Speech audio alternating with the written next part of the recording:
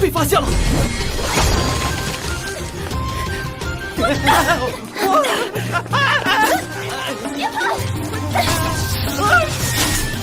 什么？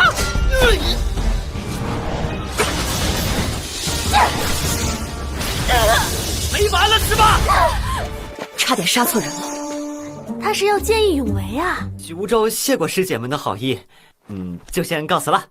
许无舟，这飞天的金属山谷！是被安排过来打杂的许无舟吧？ Kembali lagi bersama Bang Jago. Seperti biasa, Mimin selalu mendoakan kalian semoga selalu dalam keadaan sehat dan dalam kondisi terbaik. Di video kali ini, Mimin akan menceritakan sebuah donghua seri San Qian Dao. Dan bagi kalian yang mungkin baru gabung, Mimin saranin untuk nonton bagian sebelumnya dulu. Linknya ada di deskripsi. Tak berlama-lama, langsung saja kita masuk ke isi ceritanya.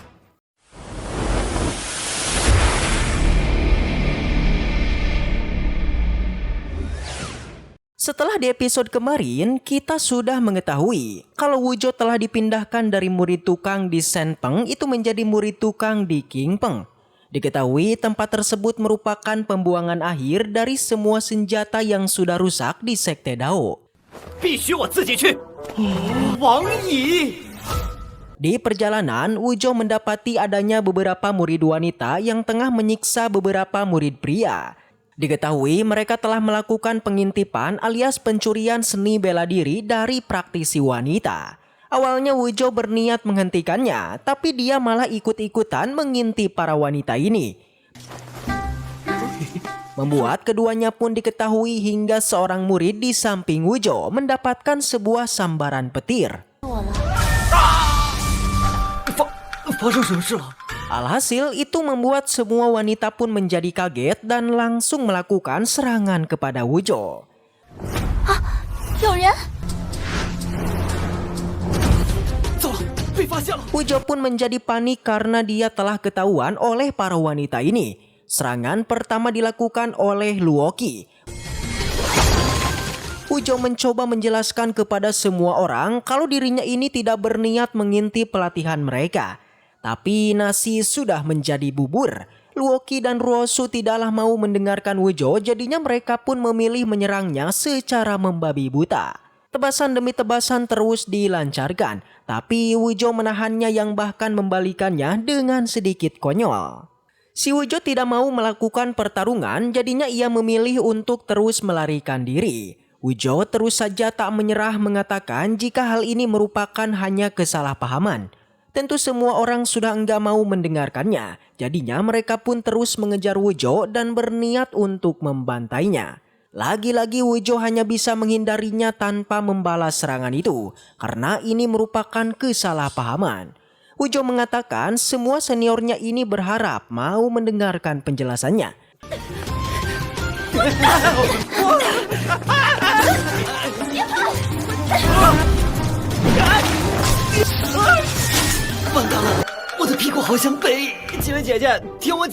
Alhasil mereka yang mendengarnya akhirnya setuju dan meminta Wuzhou untuk segera turun dan menjelaskannya.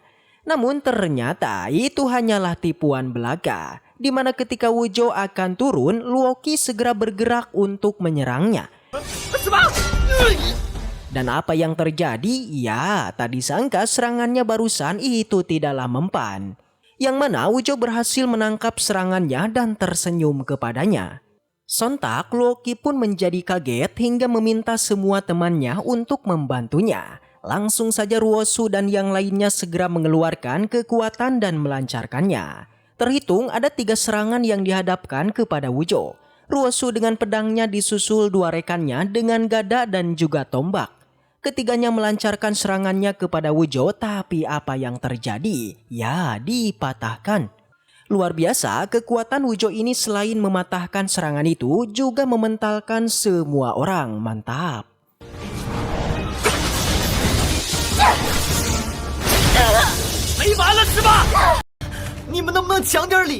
Keempat orang ini begitu terkejut. Sementara Wuzhou memarahi mereka semua karena ini semua adalah kesalahpahaman.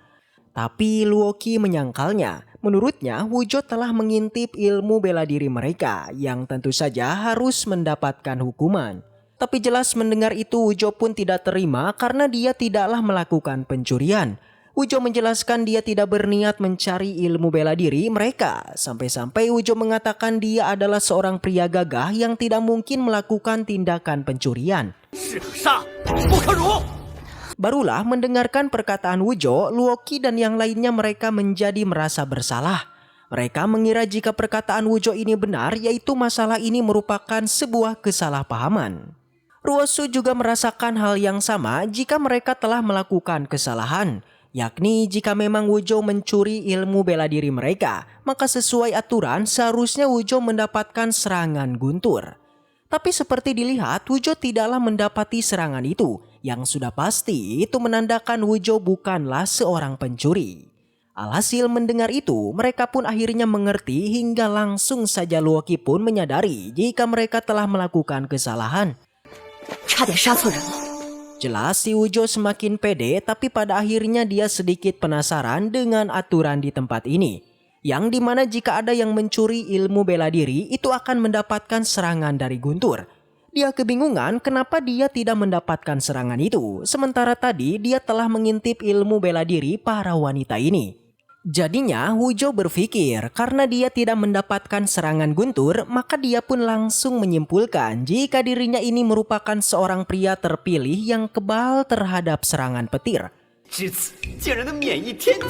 Tapi ternyata itu adalah salah. Ternyata Wujou tidak mendapatkan serangan petir. Itu karena serangan petirnya telah berpindah menyerang si kakek tua yang ada di tubuhnya Wujou. Langsung saja Luoki pun meminta maaf atas kesalahan yang telah mereka lakukan, serta bertanya alasan Wujou yang kini berada di sini. Wujou bilang sebenarnya dia tengah berjalan menuju Qingpeng, tapi di perjalanan dia melihat adanya seorang pria yang tengah mengintip ilmu bela diri di sini. Awalnya Wujou akan menghajarnya, tapi dia telah tersambar petir terlebih dahulu. Membuat semua orang pun begitu kagum dengan ceritanya Wujou ini yang dianggap telah melakukan tindakan pemberani. 他是要见义勇为啊！ Alhasil untuk menembus kesalahannya, Luoki pun mengeluarkan beberapa pil yang akan diberikan kepada Wujou sebagai kompensasi kesalahannya. Dan ternyata selain Luoki, kedua murid di belakangnya juga Ruosu, akhirnya mereka juga memberikan beberapa pil kepada Wujou.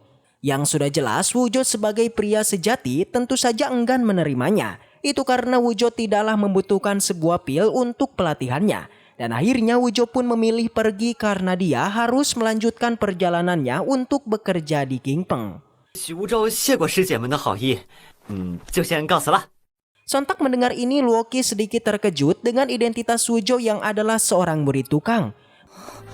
原来他是个杂役， 但却拒绝了我们赠予的丹药。 Mereka merasa iba dan kasihan kepada Wujou, yang bahkan mereka mengira si Wujou ini sangatlah miskin, sampai-sampai dia tidak memiliki seragam sebagai seorang murid tukang. Alhasil Ruosu pun merasa iba dan meminta kepada semua orang untuk selalu melindunginya.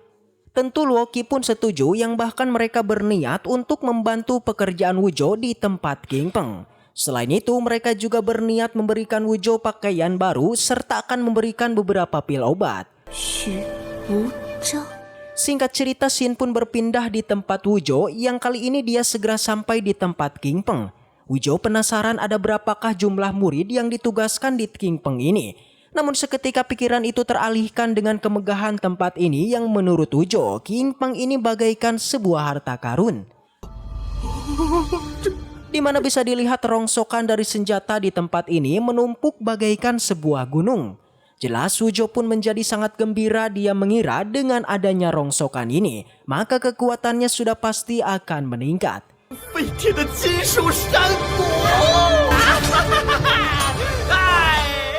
Di sela teriakan itu, Wujou kemudian dikejutkan dengan para murid tukang yang menyapanya. Dia menanyakan apakah dia adalah Wujou.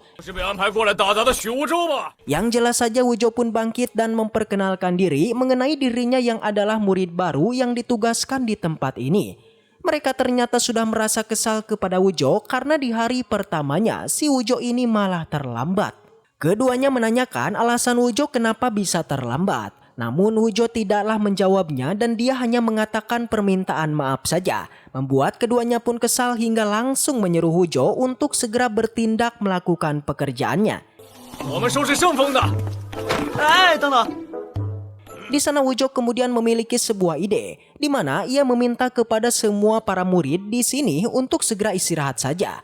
Itu karena Wujo akan mengerjakan semua pekerjaan di tempat ini. 既然我许无收来了，我一人包了。